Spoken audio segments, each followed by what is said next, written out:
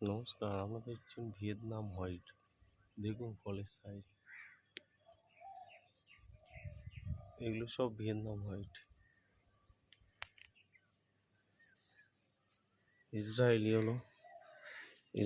হলো হচ্ছে full set হয়নি, কারণ একটাই হলো ক্রস পলিনেশন করা দরকার ছিল। ক্রস পলিনেশন করা হয়নি বলে ফুলটা ঝরে গেছে। একটা ভালো একটা ভালো জাতের ফুলের সঙ্গে যদি ক্রস পলিনেশন করা যেত তাহলে এই ফলটা সেট হতো। এই ফল সেট হয়নি এই কারণে।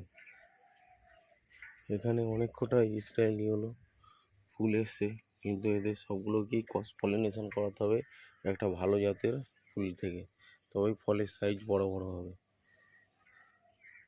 এই যে ফলের সাইজ দেখে,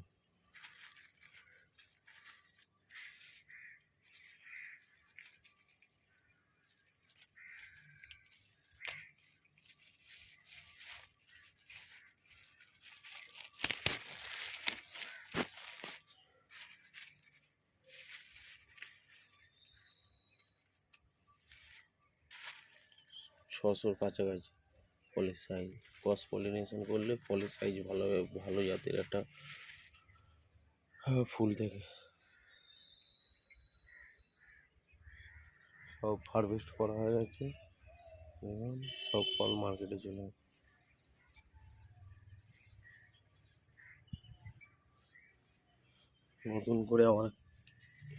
নতুন করে খাবার দেওয়া হলো। খাবার দিয়ে গাছ আবার রেস্ট নেবে 15-20 দিন, তারপরে ফের ফুল আসা শুরু হয়ে যাবে।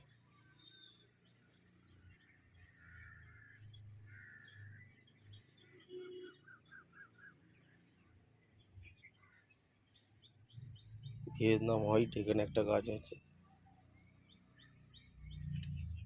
ফলের সাইজ মোটামুটি